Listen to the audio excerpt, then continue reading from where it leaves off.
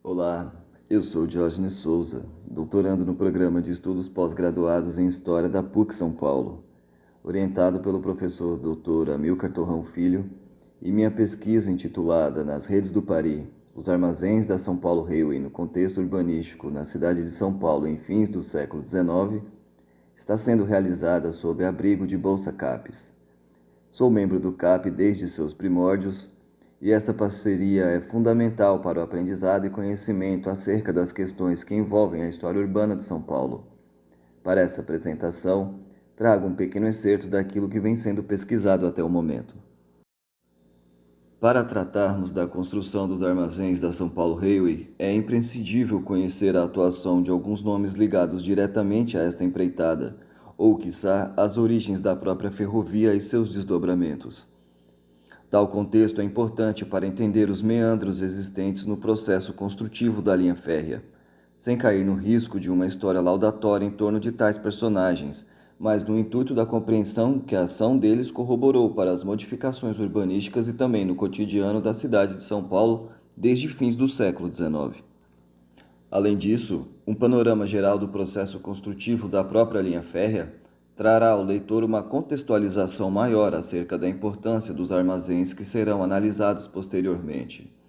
Lembrando que, em função do tempo de apresentação, não entraremos nos pormenores de uma análise aprofundada que uma pesquisa demanda, mas tentaremos elencar alguns aspectos que possam suscitar novos e importantes desdobramentos para o trabalho que vem sendo realizado. Em 1860, chega ao Brasil uma equipe da recém-formada empresa The São Paulo Railway Company, sediada em Londres para a exploração e construção de uma linha férrea que unisse a cidade de Santos, passasse por São Paulo e chegasse até Jundiaí. Esta equipe era composta pelo engenheiro-chefe James Brandless, engenheiro residente Daniel Maxon Fox, entre outros. Em 6 de fevereiro de 1867, a ferrovia é inaugurada com 139 quilômetros de extensão, sem pompa nem circunstância, conforme notícia veiculada na edição de 27 do mesmo mês, no jornal The Anglo-Brazilian Times, no Rio de Janeiro, com os seguintes dizeres numa tradução livre. Temos o prazer de anunciar o lançamento desta linha sobre a qual tantas promessas têm sido feitas.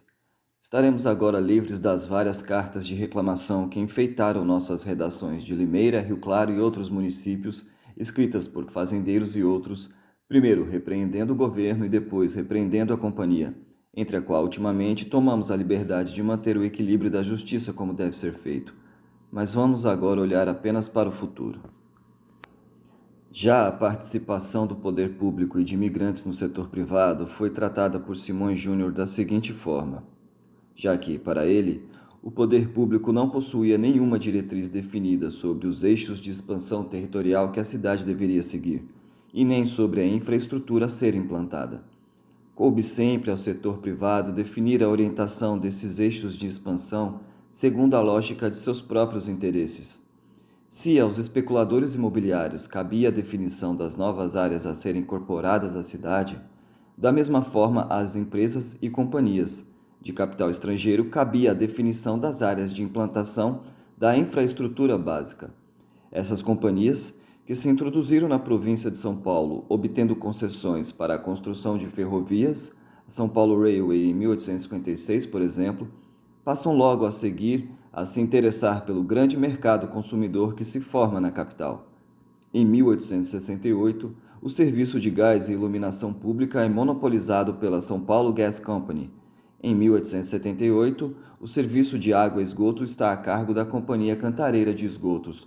Posteriormente, serão criadas a The São Paulo Tramway Light and Power, com concessão para o transporte coletivo e iluminação, e mais tarde uma consorciada indireta, a Companhia City, que em 1911 se introduz como uma incorporadora imobiliária, adquirindo 12 milhões de metros quadrados de terras, para posterior revenda sob a forma de lotes de alto padrão. A intenção deste excerto é perceber de que maneira a imigração inglesa, por meio dos agentes instalados na São Paulo Railway, contribuiu para, de certa forma, introduzir um caráter urbano à capital paulistana. Por questões metodológicas, a abordagem se dá tendo em vista a atuação de alguns nomes como os já citado anteriormente, Daniel Maxon Fox e de seu sucessor na superintendência inglesa, William Spears. No entanto, algo que permeia de certa maneira o imaginário sobre a presença britânica em São Paulo remete à prática de um esporte trazido por um brasileiro, filho de europeus, com fortes ligações com a São Paulo Railway. A ferrovia trilhou não somente a possibilidade de um transporte mais ágil com mais capacidade de carga e um comércio mais ativo, mas também a introdução, ainda que indiretamente, da prática daquele que se tornaria o esporte mais difundido no país. O caminho introdutório do futebol em terras paulistanas tem como personagem principal Charles William Miller e suas origens. John Miller, seu pai, nasceu em 1844, na Escócia, e já em São Paulo em 1870, casou-se com Carlota Alexandrina Fox, filha de Henry Fox, relojoeiro com o estabelecimento à Rua da Imperatriz, atual Rua 15 de Novembro, e de Harriet Matilda Hood, sobrinha de John Hood. De acordo com o autor John Mills, o rei Dom João VI concedeu a John Hood um terreno e uma casa nas glebas do Morumbi, na província de São Paulo. Essa província já era conhecida por seu solo fértil e John Hood foi um dos primeiros ingleses a ali se estabelecer. Também em São Paulo, estabeleceu-se anos mais tarde o irmão de John Miller, William, casado com Carolina de Andrada Glennie, que tinha parentesco com José Bonifácio de Andrada e Silva.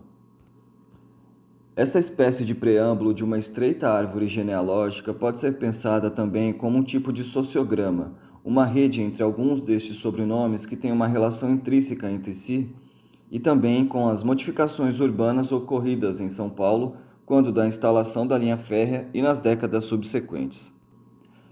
Charles Miller nasceu na chácara de seus avós maternos em 1874, no bairro do Brás, na rua Monsenhor Andrade 24, o que denota uma região rural nas proximidades do centro da cidade. No ano anterior, o Barão de Mauá fez uma doação de terreno na Rua do Carmo, também na região central, para a comunidade inglesa, que ali construiu uma capela chamada St. Paul's Church, atendendo a um pedido dos funcionários britânicos da ferrovia.